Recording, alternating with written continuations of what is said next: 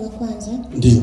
Neno la Mungu linasema. Linasema. Basi huyo Yefta Mgileadi alikuwa mtu shujaa sana. Naye alikuwa ni mwana wa mwanamke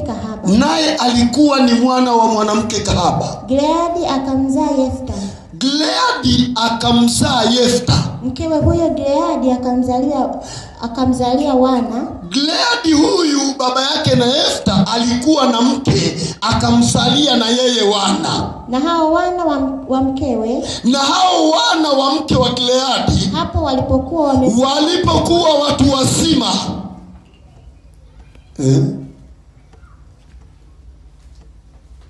wakamtoa Yefta. Walipokuwa watu wazima wakamtoa Yefta na kumwambia, wewe hutarithi katika nyumba ya baba. Wewe sio mrithi katika nyumba ya baba yetu Gileadi, kwa sababu wewe u mwanamke mwingine. Kwa sababu wewe ni mtoto wa mwanamke mwingine. Ndipo Yefta akawaambia hao ndugu zake. Akakaa katika nchi ya Tobu. Emrudia hapo. Nitarudia mstari wa 3. Ndio.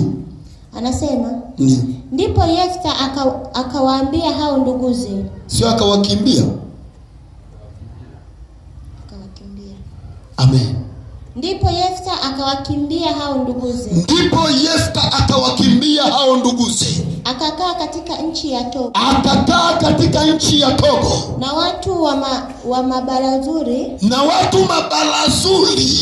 Walikwenda na kutangamana na Yefta. Ubarikiwe. Nilikuwa natafuta hapa. Yefta ni mtoto wa jamaa mmoja anaitwa Gileadi. Unajua zamani watu walichukua maeneo, yale maeneo yalipewa majina kwa umaarufu wa watu husika. Kama hivi, ili eneo la center linaitwa Father James, ni kwa sababu kuna mtu alitangulia hapa akatengeneza jina, na ule umaarufu wake wa lile jina umebeba hili eneo. Maisha yote Tanzania inapoishi halitabadilika, hili eneo litaitwa Father James, haliwezi kubadilika. Haleluya. Huyu bwana alikuwa anaitwa Gileadi, ana mke. Kabla mke hajamzalia akachepuka. Amen. Akaenda kwenye mchepuko, akapita Chila, akapata kahaba mmoja anayejiuza. Yule kahaba akachukua mimba, akazaa mtoto anaitwa Yefta. Haleluya. Yule mtoto akachukuliwa na baba yake, akaanza kulelewa. Amen.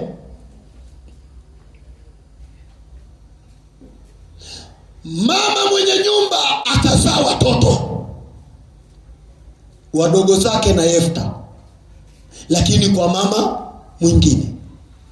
Mama mwenye ndoa akazaa watoto wakakua.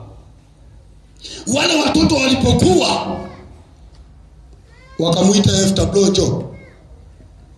Unajua wewe ni mtoto wa mama mwingine, kwa hapa nyumbani hauna ulisi. Haleluya. Hapa nyumbani hauna chako.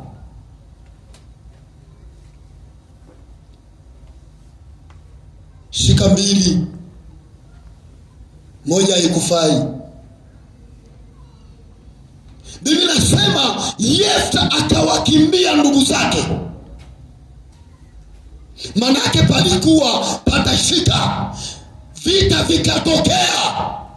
Yefta akaona ya nini kugombania urithi wa baba, wakati mimi kwanza ni mtoto wa kahaba. Akaondoka, akaenda mahali nje na eneo la Gileadi. Kulikuwa na mlima mmoja unaitwa Togo. Akakaa pale. Yefta alikuwa anafahamika kwa sababu ya CV za baba yake. Vijana wa mtaani, Biblia inasema watu mabarazuri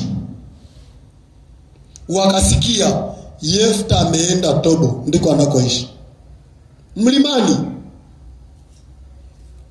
wakamwendea wakashikamana nao. Yefta akawa na jeshi. Amen. Ukipata muda unaweza kusoma mwenyewe hapo, nitakuelezea tu. Yefta akawa na jeshi. Hiyo njia ilikuwa haipitiki. Sasa Yefta, ukisoma vitabu vya historia vinasema hivi, Yefta alichokuwa anafanya, akisikia tu kwamba Father James majambazi wameiba, wamepitia njia ya Mwime na yeye anawatinga kule chini anapambana na majambazi, anawanyang'anya walichoiba. Yeye haibii mtu, ila anaibia wanaoiba. Amen. Ile njia wakaacha kupita majambazi, kwa akisikia wameiba upande wa Dodoma. Dodoma hawa lazima watapita pale Rumambo. Anawahi Rumambo na timu yake. Wanafika pale, majambazi wanafika pale, walishatekwa zamani. Kile kikosi kikawa na nguvu. Lakini kumbuka, mtu huyu ni mtu ambaye CV zake hazikumpa nafasi ya kuwa mlinzi kwenye nyumba yao. Lakini ana jeshi. Jina likapita. Siku moja ukisoma pale mbele, anasema wana wa Amoni wakainuka ili wapigane na Israeli kwa upande ule wa Gileadi. Hawana jeshi, hawana uwezo wa kupigana nao. Wazee wakakaa wakajadili, tunafanyaje? Hawa wana wa Amoni watatuua, tufanyeje? Tumfuate Yefta.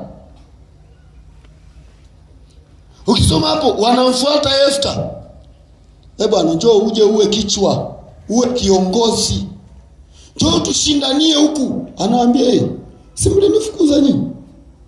Si mlisema CV zangu hazifai? Si mlisema mimi ni mtoto wa kahaba nyinyi? Wakamwambia, hapana, tuna shida. Anasema, kumbe nina thamani nyinyi mkiwa na shida, ila mkiwa hamna shida thamani yangu haipo. Haleluya. Mara nyingi watu waliosarauliwa waga wana thamani kwenye shida. Hata kama una jirani ni tajiri, siku nyasi zikiota nje ndipo utamsikia anagonga hodi kwako. Hodi jirani, nilikuwa na kazi hapa.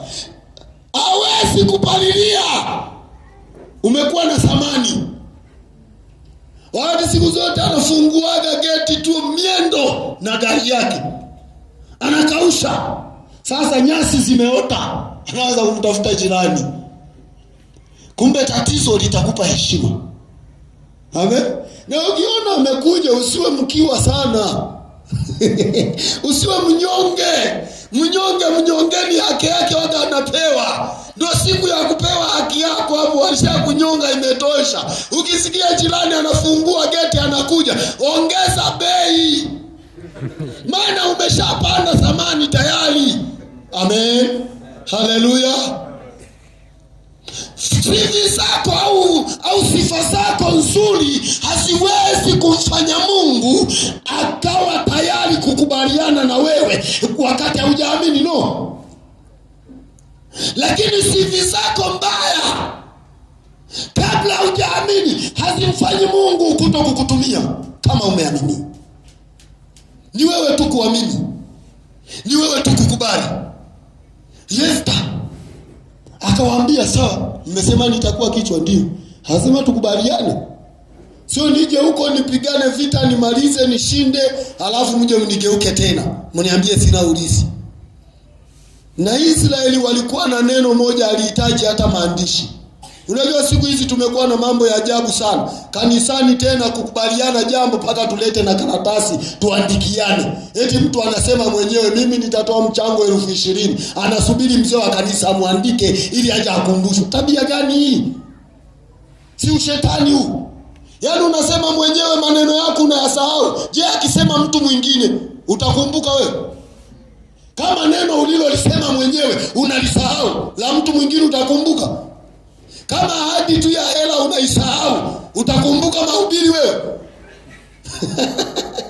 Haleluya. Akasema tukubaliane, wakamwambia Mungu wa mbinguni atakuwa ndiye shahidi. Yefta akasema haina neno. Akayaita yale majamaa, alikuwa mabalazuri, siku hizi ni makamanda. Amen. Siku hizi sio mabalazuri tena. Sio watu wasiofaa tena. Ni watu wanaojua vita. Ni watu wanaojua kupambana. Akawaita, akamwambia tunaenda kupigana na wana wa Amoni. Na huko tunakoenda kuna utukufu zaidi yao. Haleluya. Kama hivi kwa nawaambia jana usiku, nikamwambia saa hizi tuko kwenye darasa, ila tunakoenda kuna utukufu zaidi ya huu. Natamani kuona wahubiri wakitoka humu. Natamani kuona waimba praise wazuri wakitoka humu. Natamani kuona waombaji wazuri wakitoka humu. Watu watoke mbali waje wamtafute Mungu hapa, wakute wewe ndiye mhudumu wao unayewahudumia. Lakini kama umekubali, ni issue ya kukubali. Ujisamee. Kwa sababu sisi wote tuliokutana humu, hamna aliyekuwa na sifa nzuri. Amen. Hakuna mwenye CV kwamba CV zake ndo zimembeba mpaka amekuja hapa, hamna. Ni neema ya Mungu ndiyo iliyotuleta hapa. Ni hiyo neema ya Mungu itatufanya twende tukahubiri. Ni hiyo neema ya Mungu itawaleta wengine, nasi tutawafundisha ile kweli ya Mungu. Hiyo neema ya Mungu iliyokuinua wewe itamuinua yule.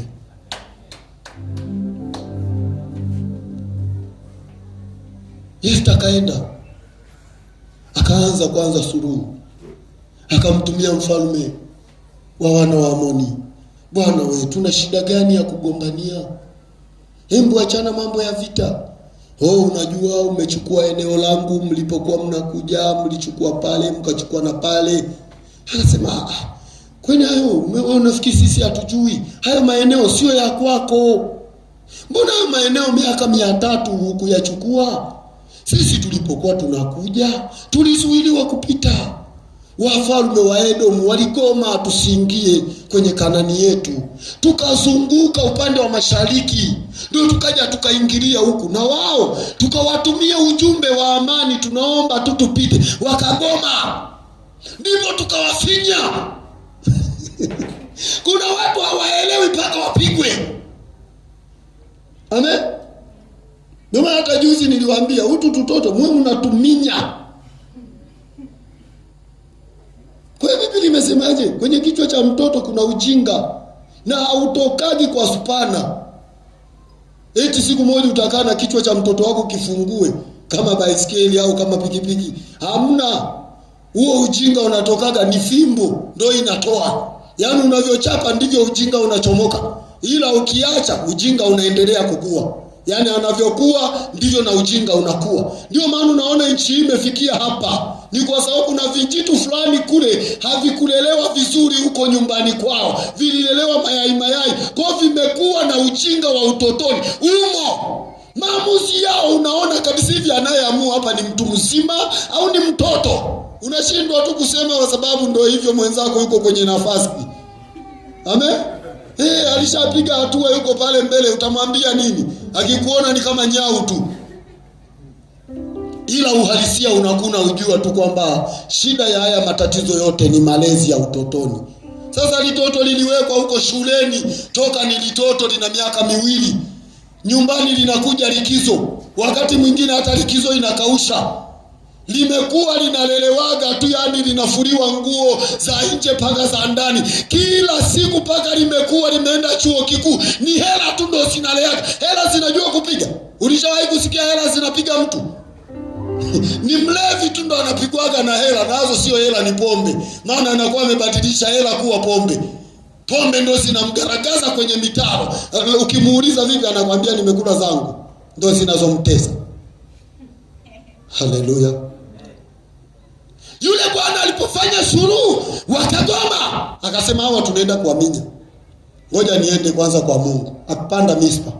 Alipofika pale Mispa akamwambia Mungu, niko tayari kupigana vita. Biblia inasema roho ya Mungu ikamshukia kwa nguvu, akamwambia Mungu, nataka kwenda kupigana vita na niko tayari kupigana vita. Hebu nipe kushinda. Kama utanipa kushinda, Biblia inasema akaweka nadhiri, kama utanipa kushinda, kitakachotoka nyumbani mwangu siku ninarudi na ushindi, nitakutolea iwe sadaka ya kuteketezwa. Unajua kuna jambo unakutana nalo, unajikuta umeahidi kitu kikubwa. Amen. Kitu kikubwa, ushangaa tu hapa unainuka. Kwa kweli mimi nabarikiwa na uwepo hapa. Sasa tunavunja hili kanisa tujenge lingine. Unakuja ushuka nje, umeshasema na sisi tumeshapiga makofi, imeisha hiyo. Tushamaliza, wewe kesho tofali leta hapa tuanze kujenga. Haleluya. Yefta akasema chochote kitakachotoka nyumbani mwangu kuja kunilaki wakati narudi na amani, nitakitoa kiwe sadaka. Sio tu nitakitoa kiwe sadaka ya kuteketezwa. Bwana akasema haina noma, mimi ni mwaminifu sana kwenye ahadi. Bwana akampa nguvu, akaenda akawafinya, akawapiga, wakakimbia nchi yao, wakaitawala. Wakati anarudi, ana katoto aka kakike kakatoka, kanaenda kumlaki baba na matari na machezo. Katoto kana deka, baba ameshinda. Kumbe baba analaki alilomwambia nani? Mungu. Baba kumuona hivi mtoto kanarua mavazi, we mtoto umenitenda, ni wewe tu kamoja kanisumbuaga hapa nyumbani, nami nimemwambia Mungu neno ndani ya kinywa changu. Kale kabiti kalikuwa kanajua kanuni za Mungu, kakamwambia baba, shusha pressure. Kama umemwambia Mungu neno, wewe litekeleze, hakuna namna. Wewe tekeleza, ila neno moja nitakuomba, nipe miezi siku 60. Niende zangu na mabinti zangu wenzangu mlimani huko, nikaomboleze kwa ajili ya wanawali wangu. Nikimaliza fanya ulivyomwambia Mungu. Ni Yefta tu alitoa sadaka ya binadamu, na hakuna anayefundisha hilo. Alitoa. Yefta alilia. Lia, unalia. Tayari tumeshamaliza. Mungu alishakamilisha ahadi yake, na wewe ni wakati wako wa kukamilisha nini? Ahadi yako. Ashukuriwe Yesu, ametutoa pabaya. Kuna watu hapa tungeacha kusali kwa sababu ya ahadi. Mwahidi Mungu nakupa chochote, mara pa mtoto huyo hapa ndo anatakiwa atolewe, hujaacha kusali. Na Yefta amemsakama yule mfalme, akamwambia sisi Bwana tuna kanuni zetu. Wewe Mungu wako akikupaga mahali waga unapata malaki na kufurahia, na sisi hivyo hivyo. Mungu akitupa eneo lazima tulitamalaki. Alipowapiga anarudi, binti ndo anatokea. Yefta atafanya nini? Biblia inasema pale mwisho kabisa kwamba mpaka leo Israeli mabinti mabikra wana tabia ya kukumbuka yule binti mwenzao siku 4 kwa mwaka. Wanakusanyika lile eneo la Gilead, wanamkumbuka huyo binti, mtoto wa Yefta. Siku ngapi? Alitolewa sadaka, na Mungu hanyamazi, anataka kutekeleza. Amen. Ndio maana anahitaji utayari wako baada ya kuamini. Usiwe na haraka. Nisema jana, usiwe na haraka. Bado usikii kulia. Tulia. Muda wa kulia utakuja. Wewe unafikiri kila anayelia analia magumu? Kuna mtu analia furaha. Furaha imezidi, imeongezeka, moyo unajaa machozi, unashangaa tu, unaanza kulia. Kwa tukisema muda wa kulia unakuja, usifikiri tunasema juu ya mabaya. No, mabaya umeshayapitia sana. Kama ni kulia juu ya mabaya, umeshalia sana. Subiri kulia kwa ajili ya mazuri. Usilazimishe. Alafu hapa hatuhitaji hata mtu alazimishe ushuhuda. Amen. Usilazimishe ushuhuda. Yaani unasikia bado naumwa, unajikongoja, unakuja unamshukuru Mungu kwa kweli mimi ni mzima, mbarikiwe kwa maombi. Yaani sisi ukishashuhudia tumefunga faili lako, tunafungua la mwingine. Kwa kama tulikuwa tunakutaja hapo imeisha. Sasa umeshashuhudia bado unaumwa. Umetuambia ni mzima na tumefunga faili lako. Unategemea nini kinafuata? Unasema wapendwa watumishi wameshiwa upako. Tushafunga faili. Achana na sisi. Upako tunao. Tunaenda kwa utaratibu. Kama vile Mungu anavyoenda kwa nini? Kwa utaratibu. Ndio maana unaona leo watu hawaweki nadhiri. Kwa sababu hawajui kanuni ya nadhiri. Kanuni ya nadhiri ni Mungu afanye kwanza na wewe utimize. Hiyo ndio kanuni ya nadhiri. Nadhiri sio ahadi. Wale huko makanisani watu wanafundishwa ujinga sana. Eti mtu akisema na mimi nachangia kwenye ujenzi 2,000,000, wanamwambia eti ameweka nadhiri. Unajua nadhiri wewe? Hiyo ni ahadi, na ahadi ni deni. Na mwisho wa deni ni nini? Basi wewe msubiri tu apate, atalipa. Usimwendee haraka. Maana aliweka ahadi, anajua Bwana atamfanikisha. Kwa bado anamsubiri Bwana amfanikishe ili atekeleze. Ni nadhiri. Mungu hawilazi na wapumbavu. Wewe ahadi ni ahadi, na Waswahili wameshasema ahadi ni deni.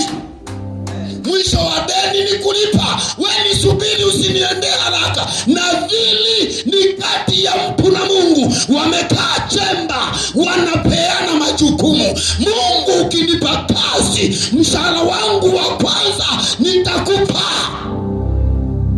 Wala hata mchungaji wake hajui, hata aliyemuombea hajui. Wako chemba, wanazungumza na nani?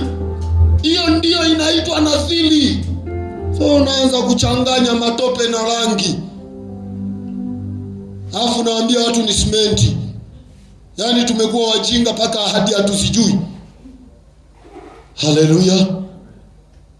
Nadhiri. Ndio maana Biblia inasema usifanye haraka kuweka nadhiri. Usifanye haraka. Please. Biblia imehimiza sana kwa sababu inajua ni kitu muhimu. Mungu waga achelewi. Yaani Mungu kimleta kwenye kona ni tofauti na yeye kukuleta kwenye kona. Mungu anawahi kuchomoka. Yaani Mungu kimwambia ugonjwa huu nilionao ukiniponya nitakuwa mhubiri, anakusubiri kwenye kona. Wala achelewi. Nilienda kuhubiri kule mipakani mwa Zambia kabisa kule. Nikakuta mtu mmoja ameshatibisha mtoto, amechoka. Yaani alishatibisha mtoto, unajua kuchoka. Yaani kila baada ya siku 2-3 wako hospitalini. Sindano zimeshachomwa za kutosha. Paka akamwambia Mungu, kama mtoto huyu atapona naenda kuwa mchungaji. Hakujua, Bwana akanipeleka kwenye semina. Kuweka tu mkono mtoto mzima. Anatakiwa akawe nani? Akaja mbio. Yaani siku hiyo mtoto ni mzima. Jioni kama majira 2 hivi usiku anakuja mbio, macho yamemtoka. Tuisho Mungu, nisaidie. Nafanyaje? Yamenishinda kupambanua. Yamekushinda kupambanua? Yapi hayo? Nilimwekea Bwana nadhiri. Nikamwambia hawilazi na wapumbavu. Ni ipi hiyo? Nilimwambia Bwana akiniponyesha mtoto wangu hakika naenda kuwa mchungaji. Nikasema hongera pastor. Sana mtia moyo wakati alikuwa wako chemba yeye na Mungu wake wanapeana majukumu. Si Mungu ametenda, na yeye atende sasa. Amen. Kaambia hongera sana pastor. Akashtuka. Kwa nimeshakuwa mchungaji? Kaambia ndio. Wewe muulize tu baba yako anakupa kipande gani hapo ukaendelee kuwa mchungaji. Haleluya. Maana ni nadhiri. Nadhiri sio ahadi. Wala mimi ukiniahidi mtumishi wa Mungu usiwe na shaka, Bwana akitenda mwezi huu nitakushonea suti. Hiyo ni ahadi. Sasa nenda huko kwenye makanisa yetu, utasikia kuna watu wanatoa nadhiri kwa Mungu. Ulimtolea Bwana nadhiri kwamba utafanya kitu kwa mchungaji. Wewe, hiyo ni ahadi. Usinipeleke haraka, subiri nipate hela. Amen. Nadhiri ni siri. Yefta alikuwa na siri, maana aliona ile vita siyo ya kawaida. Kama Mungu hatahusika, siwezi kufanikiwa, siwezi kutoboa. Kilichopo hapa, Mungu ni mtoe chambi. Yaani nadhiri ni kumtoa Mungu chambi. Sijui kuna mtu amenielewa hapa. Unajua chambi ni wale wanaovuaga kwa doano, unaweka ka chambi fulani, ka chakula kwenye doano, unatupia. Kwa yule samaki haangalii doano, anaangalia chakula. Kwa unakume mtanguliza Mungu kama chambi. Yani nitoe mfano hivi, kule jeshini kule, sawa, wakianza vita waga watangulii wenye manyota, yanakuja makuruti, ndio yanakuwa yametangulizwa. Vile ni vyambi ili kuona nguvu ya adui ikoje. Usigeuke kuwa chambi. Bora umjue Mungu sana, unamtanguliza yeye. Maana ukimtanguliza apigwi. Ila wakikutanguliza ni hatari. Haleluya. Tutaendelea kwa wakati mwingine. Si inatosha jamani? Si inatosha? Eti bado. Haleluya. Haleluya. Mungu awabariki. Tusimame tukaombe Mungu.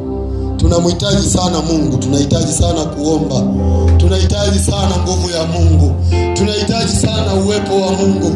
Tunamtaka sana Mungu kuliko kitu kingine tunachoweza kutaka. Yesu. Bila wewe Yesu siwezi, nikisema ninaweza najidanganya, nikisema ninaweza najidanganya. Bila wewe Yesu siwezi, bila wewe Yesu siwezi, nikisema ninaweza najidanganya, nikisema ninaweza najidanganya. Bila wewe, bila wewe Yesu siwezi,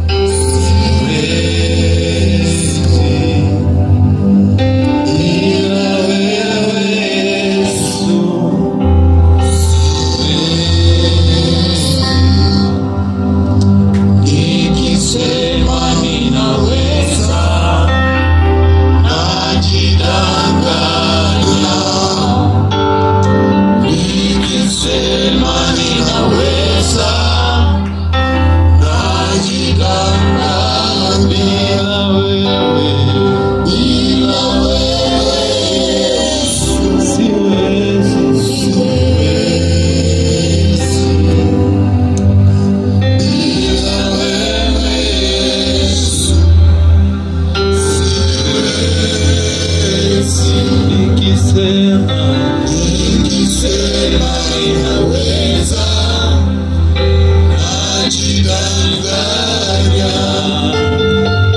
nikisema ninaweza najidanganya. Bila wewe, bila wewe Yesu siwezi, bila wewe, bila wewe Yesu siwezi,